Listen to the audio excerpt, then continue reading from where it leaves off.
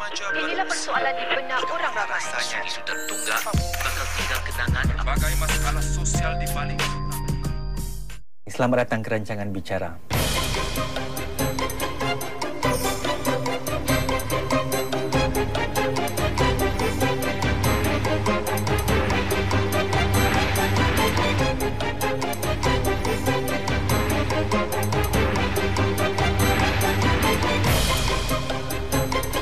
Salah seorang pelakon Melayu paling cantik dalam era 50 dan 60-an bersua dengan anda malam ini. Beliau ialah Maria Menado. Bermula sebagai seorang peragawati dan ratu kebaya, Maria Menado kemudian menjadi pelakon terkenal dan juga penyanyi. Dalam kerjaya seninya, beliau mencatat sejarah sebagai wanita Melayu pertama bergelar penerbit filem. Jangan biadab. Hamba gadis-gadis Melayu tidak gelojoh dengan permata-permata. Maria Menado juga adalah pelakon Melayu pertama berlakon dalam filem Bollywood dalam tahun 1960. Pelakon jelita ini khususnya termasyhur sebagai bintang dan pelakon yang mempelopori 3 buah filem Pontianak yang muncul sebagai filem-filem box office. Pendeknya, Maria Menado seorang ikon semasa kegemilangan filem Melayu pada zaman 50 dan 60-an. Kehidupan beliau juga penuh berwarna-warni. Pada tahun 1963, Maria Menado menjadi Grace Kelly Melayu apabila beliau berkahwin dengan seorang raja iaitu Sultan Abu Bakar Bagi Pahang dan seterusnya meninggalkan dunia seni. Dalam wawancara eksklusif ini, iaitu kali pertama beliau memberikan wawancara penuh di televisyen, Bicara mencungkil pelbagai kisah dan pengalaman hidup beliau. Datuk Maria Menado, selamat datang ke rancangan Bicara. Terima kasih. Baik, walaupun sudah sekitar 50 tahun ya anda meninggalkan dunia seni ya, tapi anda masih lagi dianggap sebagai seorang ikon dunia perfilman Melayu. Bukan calang-calang ikon ya, ikon pertama ya filem Pontianak. Sebenarnya dalam pandangan anda ya, kalau saya tanyakan, apa kejayaan sebenar ya filem seram Pontianak yang anda pelopori itu, Datuk? Filem Pontianak itu filem yang pertama, filem seram dalam Malay Films. Sewaktu itu mungkin ada sebelumnya ya. Sewaktu itulah filem yang pertama, filem seram. Jadi filem itu semua orang kerumun nak tengoklah. Filem Pontianak, hantu-hantu. Jadi semua bangsa pergi tengok. And then filem itu yang pertama pun yang saya tahu, filem yang pertama ditayangkan di Cathay Theatre. Waktu itu saya berada di Malaysia. Kita orang adakan performance di luar. Saya dipanggil balik kerana terlampau banyak orang yang datang menonton filem tu. Jadi kami dipanggil untuk stage performance. So kita orang baliklah. And then itulah ceritanya. Apa yang anda buat stage performance tadi? Stage performance di atas bercerita, ada kelakar sedikit, dan dalam itu juga ada yang pingsan, yang sebenarnya bukan bikin-bikin, bukan gimmick, tapi itulah ceritanya. Dan kalau saya tak salah, filem itu main barangkali lebih kurang 1 bulan main di Cathay Cinema. Itu di Cathay Cinema saja ya? Iya. Di panggung lain? Memang panggung lain pun begitu juga. Di Malaysia pun begitu juga. Pergi sampai di Indonesia. Tapi di Indonesia dia orang tak panggil Pontianak. Dia orang tak suka nama hantu-hantu. Jadi dipanggil Comel. Kenapa ya? Kenapa? Tak tahu. Bukan Pontianak pun, kalau di Indonesia dia kuntilanak. Jadi dipanggil Comel. Lain. Comel tu watak dalam filem tersebut ya? Watak ya. Baik, saya kira satu fakta yang ramai orang zaman sekarang ya kurang tahu ialah filem Pontianak Melayu yang anda lakonkan itu pernah dialih bahasa ya kepada bahasa Kantonis dan ditayangkan juga di Hong Kong ya. sebab pernah saya sendiri menyaksikan dan saya lihat sendiri ya, saya tengok sendiri. Waktu anak-anak saya bertindik di Malaysia, kalau anak-anak sudah itu bertindik ya dan berkatan ya. Jadi saya minta dari saya punya bos, namanya Mr. Ho Alok. Saya kata, Mr. Alok, boleh tak pinjam filem Pontianak? Waktu itu almarhum suami saya sudah mangkat ya. Jadi saya bolehlah tengok filem itu. Saya minta nak tunjukkan pada anak-anak. Filem itu dalam bahasa Mandarin. Jadi itu pertama kali anda tahu? Pertama kali saya tahu yang filem itu saya menyaksikan sendiri ya, dalam bahasa Mandarin. Jadi anak-anak tak suka lah karena Mandarin, dia tak faham. And then after that, saya pulangkan balik. Sebagai seorang Pontianak dalam wayang lah, boleh saya katakan demikian. Mungkin apa dia cerita yang belum pernah anda rasa belum pernah anda kongsi dengan pihak media atau dengan orang ramai? Seperti apa-apa yang terjadi di belakang scene ya. Maksud Tuan begitu ya. Begitu. Yang setahu saya tak ada apa-apa. Saya cuma cerita-cerita saja. Dia orang kata, nampak you dekat atas pokok, tapi saya di bawah. Tapi saya sendiri tak ada, sebab saya sendiri tak begitu yakin dan percaya dalam ini soal hantu-hantu. Siapa yang menceritakan? Wahid Sate lah. Wahid Sate, dia entah barangkali dia kelakat atau because dia memang komedian kan. Jadi dia kata, tadi saya nampak sis tadi kat atas pokok. Merepek saja dia. Ya betul. Sumpah kata dia. Saya nampak sis atas pokok. Tapi sis ada dekat sini. Mungkinlah saya atas pokok tadi, sekarang saya dah dekat sini. Ketika itu berapa gaji anda sebagai pelakon Pontianak? Waktu Pontianak saya sudah dengan dengan Chris Film Production. Waktu itu dah gaji besar sikit lah, 500 dah 500. Habis ada bonus 1,000. Udah besar lah itu waktu itu. Baik Dato' ya, mengenang kembali ya, kalau saya tanyakan kepada anda, apakah sekarang ni kalau anda tonton semula ya filem Pontianak yang pernah anda lakonkan, apakah anda ketawa atau bagaimana ya melihat bahawa ketika itu make up yang dijalankan, yang dilakukan agak mungkin pada anak-anak zaman sekarang agak lucu lah. Dan anda sekarang kalau anda menonton kembali filem tersebut, apakah anda ketawa atau anda rasa bagaimana? Saya ketawa juga lihat tengok kritik pun ada juga ya. Kritik make upnya saya rasa patutnya tak boleh begini, harus begini. Aktingnya pun tak cukup, patutnya begini, patutnya begitu. Itu pada pandangan saya sendiri atas diri saya di layar perak.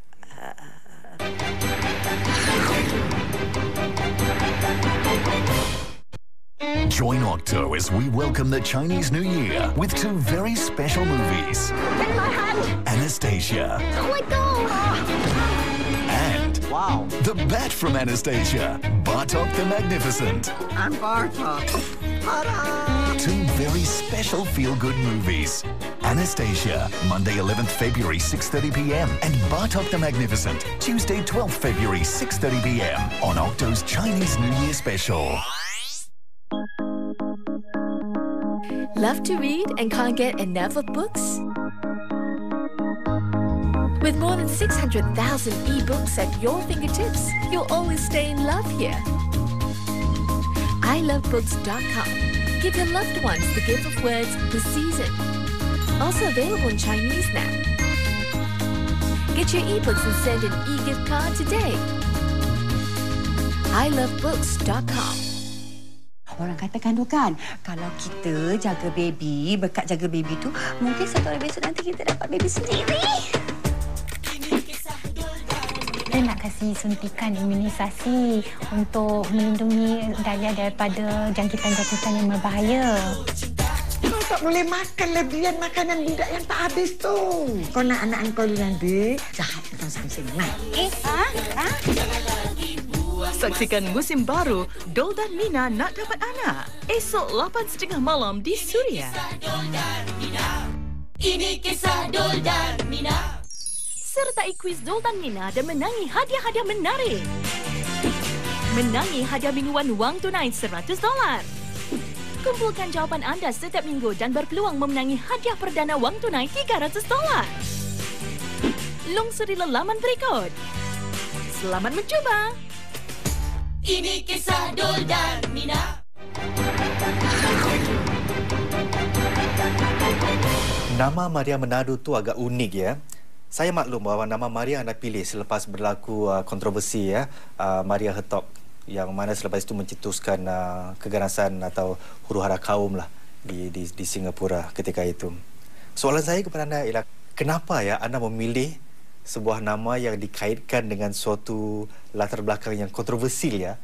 Apa pemikiran anda ketika itu sebenarnya? Sebenarnya nama saya susah untuk orang Singapura atau orang Malaysia mau hafal.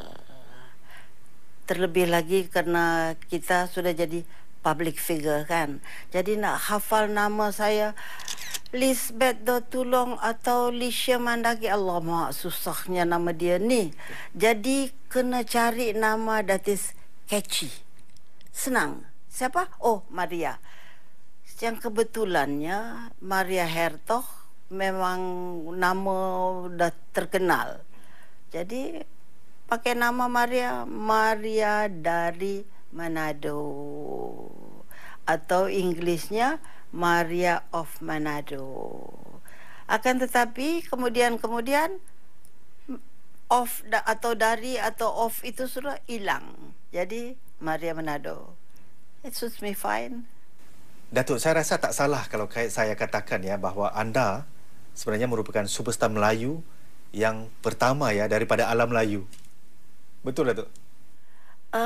Saya tak mau mengaku saya superstar. Saya tak mau mengaku saya hanya sebagai aktris biasa saja. Saya bukan superstar sebab saya pikir ya, lebih baik dari saya ada lagi yang lebih baik dari saya. Saya cuma secara kebetulan. Mungkin karena Maria Menado. Jadi orang kenal saya kerana Maria Menado. Itu saja mungkin. Tapi saya tidak mau mengaku saya sebagai superstar. Cuma media-media lah. Seperti anda lah yang begini, yang menggelarkan saya superstar. Terima kasih. Mengapa tidak, Datuk ya? Kerana kalau boleh saya bariskan untuk para penonton di rumah ya. Pertama sekali ya, bermula pada tahun 1950. Anda seorang model dan juga anda seorang ratu kebaya ya. Bukan saja untuk Melaya tapi juga Melaya Indonesia. Kedua, Datuk, anda pernah dijulang ya sebagai wanita paling cantik oleh majalah Time. Yes. Ya, ketiga, anda pernah diberi gelaran wanita berpakaian paling menarik di Asia Tenggara oleh UPI ya, sebuah agensi berita. Dan keempat ya, anda pelakon Melayu pertama yang berlakon dalam sebuah filem Bollywood. Ya, ini suatu penerobosan yang agak besar ya. Kelima, Datuk, dan anda wanita pertama yang menjadi produser penerbit filem di industri perfilman Melayu ketika itu. Jadi apa komen anda, Datuk? Dengan barisan-barisan nampaknya resume yang agak menarik itu ya. Saya tidak mau menafikan apa yang saudara katakan tadi ya. Saya tidak akan menafikan sebab itu yang sebenarnya ya, opinion, anggapan dari media ya, anggapan dari media. Saya tak mau kata saya yang paling cantik, saya tak mau kata saya the best dressed person dan yang lain-lain. Akan tetapi saya rasa itu adalah anugerah Allah dibagi pada saya. Saya syukur dan terima kasih. Dan saya kira juga ya, anda pelakon Melayu pertama ya, pelakon Melayu pertama dengan wajah Pan Asian ya. Pertama sebelum munculnya orang seperti Sofia Jane, Julia Rais, Maya Karin, Diana Dania dan sebagainya lah. Apa rasanya, Datuk? Saya dalam hati saya bersyukur ya. Syukur, terima kasih pada Tuhan. Kerana saya diberi gelaran itu dan saya dijadikan begitu. Tetapi saya rasa, ini perasaan saya sendiri ya, saya tidak berlagak seperti itu. Saya tak tahu pandangan orang atau pandangan peminat-peminat saya. Saya rasa saya tak pernah sombong berlagak aku yang paling cantik dalam dunia ni atau dalam Malaysia ni aku yang paling cantik, yang paling pandai. Saya rasa tidak. Tetapi dalam hati saya bersyukur dan terima kasih. Ya. Kalau saya balikkan soalan tersebut kepada anda ya, bagi anda sendiri ya, pada zaman 50-an, 60-an, siapa pelakon wanita Melayu yang paling cantik bagi anda? Kalau muka Kasma Buti, ya, dia cantik. Dia campuran. Dia ada darah barat pun. Muka very pretty, yes. Baik, apa tafsiran anda ya tentang kecantikan? Apa itu cantik, Datuk? Kecantikan pada saya, kecantikan luar penting. Tetapi lebih penting pada saya ialah kecantikan dalam. Kecantikan hati kita. Ya. Forgiving. Banyak orang, teman-teman saya, ada peminat-peminat pun, Datuk, you dah umur 80. Apa pasal you cantik? I kata terima kasih. You pakai apa? You buat apa? Saya pakai bedak. You makan apa? Makan biasa macam orang lain. Akan tetapi hati saya bersih. Hati saya bersih. Saya tak menyimpan dendam pada orang. Jadi saya rasa dalam hati kita kalau bersih menunjukkan di muka kita. Baik, apa pula komen anda ya Datuk kalau saya katakan kehidupan anda ini ya seperti dalam filem lah. Kerana akhirnya ya seorang anak yang merantau kehilangan bapa ya pada usia muda, anak yatim bernama Lisbeth alias Maria ya, akhirnya berkahwin dengan seorang sultan atau raja lah. Akhirnya menjadi seorang pemaisuri lah. Itu saya bersyukur. Kehidupan anda seolah-olah seperti macam fairy tale ya. Fairy tale. Saya pun tempoh-tempoh tak percaya. Tak percaya bila saya menoleh ke belakang ya. Saya ni banyak cerita saya ni.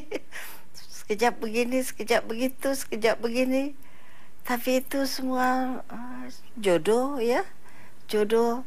Seperti saya bilang lebih dulu tadi, Tuhan sudah tentukan apa akan jadi dengan saya. Sekarang saya umur 80. Tak tahu apa yang akan datang di hadapan saya. Apa akan jadi pada saya.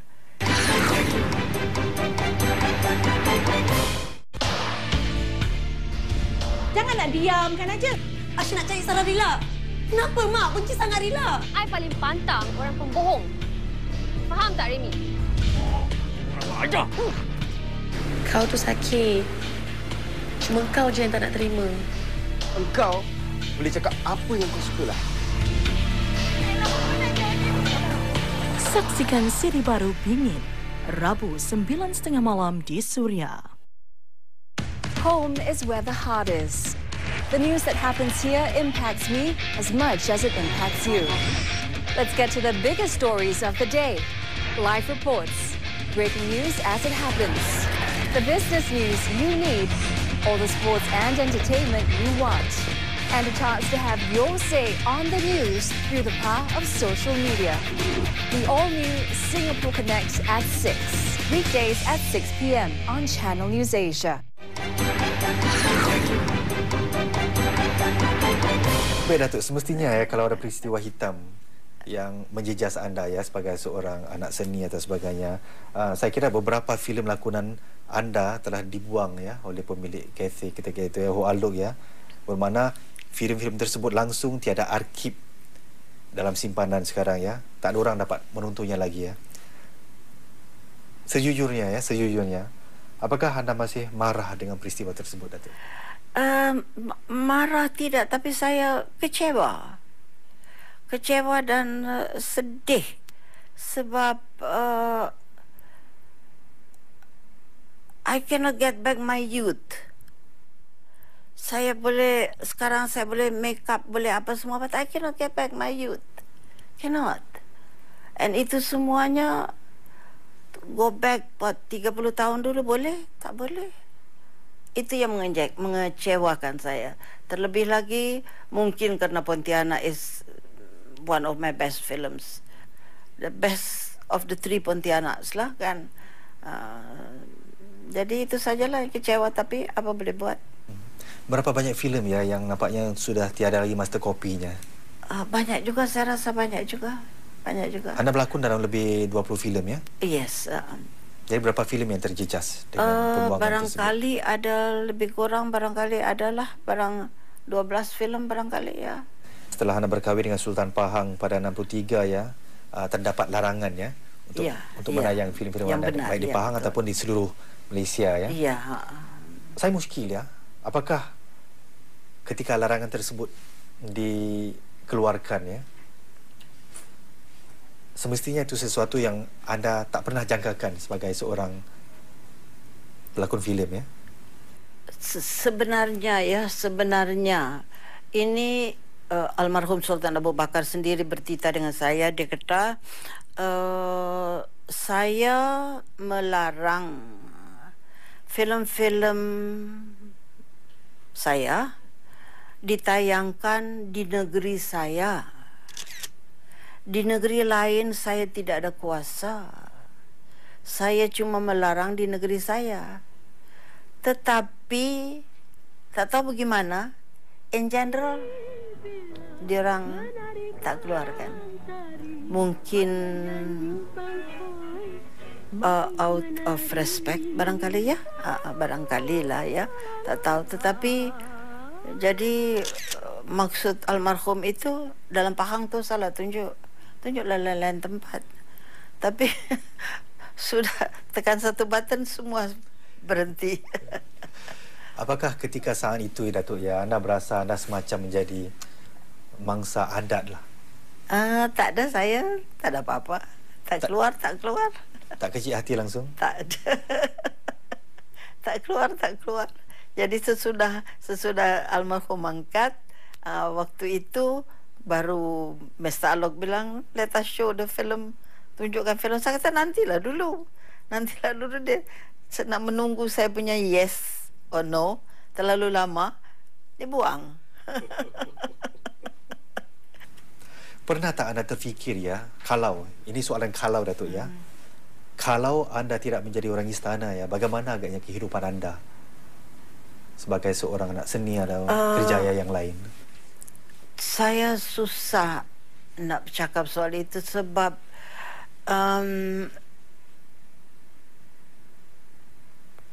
itu Tuhan sudah takdirkan saya ya. Tuhan sudah begini, saya nak ceritakan soal ini. Tuhan sudah takdirkan saya. Kalau saya masih di dalam film, masih kerja barangkali dengan KT atau dengan show, saya tak tahu, ya, sekonyong-konyong tutup tu production. Apa akan jadi dengan saya sendiri tak tahu. Kita orang panggung wayang tak ada. I make films nak main dengan di kemana? Waktu itu 2 giant yang memegang theaters. KT 1, show 1. Kita nak main kat panggung mana? Panggung wayang mana? Panggung wayang independen 1, 2. Itu saja. And then kita punya Malaysian crowd pun tak banyak. Kita harus berharap dengan luar negeri ya, Indonesia. At that time Indonesia mulai bikin better pictures than Malaysian pictures. I mean Singapore Malay pictures at that time ya. Jadi saya bersyukur sungguh pada Tuhan.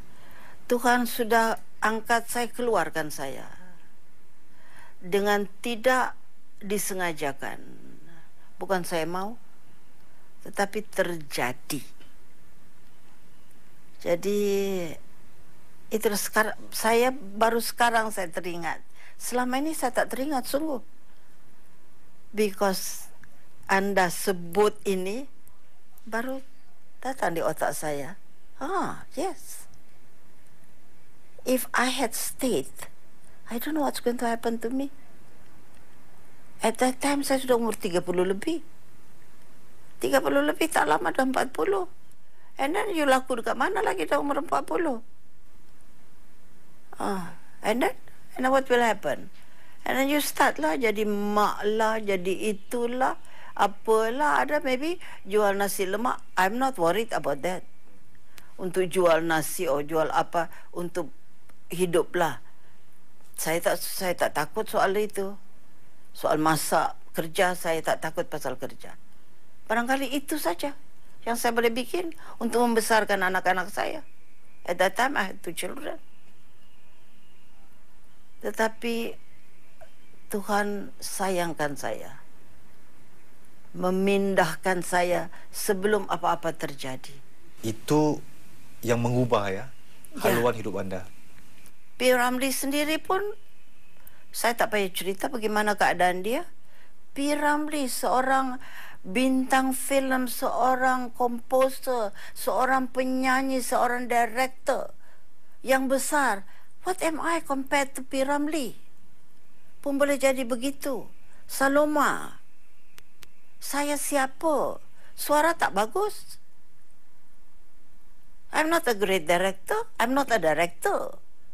I'm not a producer yang besar-besar. Tak ada. Duit pun tak ada. Berhutang. Sesudah saya kahwin dengan Tuanku Pahang, bulan-bulan masih bayar lagi. Nusantara Studio every month RM500 bayar. Bayar utang. Utang untuk apa itu ya? Utang production that I made in Singapore. Tak habis bayar. They send me a lawyer's notice. Please pay. So I sent back. I said, I cannot pay you all. Tetapi saya bersedia untuk membayar RM500 tiap-tiap bulan. Bayar RM500 tiap-tiap bulan sampai habis. So ini saya bersyukur pada Allah, sungguh. Jadi ketika itu ya langsung tiada pertimbangan tentang sama ada glamour itu penting. Tapi itu soal kehidupan ya. Soal untuk meneruskan kehidupan ya. Glamour itu hanya kulit saja. Sebentar saja. Berapa lama are you going to keep your glamour? Semua orang, Elizabeth Taylor pun jadi tua juga. So, kita semua mesti pergi ke situ juga. Ada yang menjadi tua gracefully. Ada yang menjadi tua drastically, jatuh terus. Terus jadi tua. Dengan susah. Ada yang menjadi tua slowly. Terus kita tak tahu. Apa pernah orang membandingkan anda dengan Elizabeth Taylor? Tidak pernah. Tidak pernah. Tapi mungkin ya ada Elizabeth Taylor Melayu ya zaman 50-an. Tidak. Secara ringkas ya, Maria Menado ni orangnya orang yang bagaimana? Itu anda nak suruh saya puji diri saya sendiri susahlah. Maria Menado orangnya tak tahulah macam mana orangnya. Macam anda fikir Maria Menado ni orangnya macam mana? Orang yang baik hati. Okay, itulah dia. InsyaAllah. Bunda Maria Menado, terima kasih kerana sudi berbicara dengan kita untuk kali ini. Kerana sudi mengundang saya dalam program ini. Terima kasih banyak. Dan harap jangan lupa saya ya. Tidak.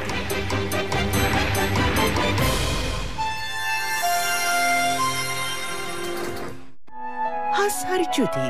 Ada budak lemas kat anda, bang. Kenapa tak minta tolong? Saya tak boleh berenang. Perjumpaan yang tidak diduga. Saya rasa adik ni dah okey. Bolehlah bawa dia balik. Cinta pandang pertama. Panggil saya Zack.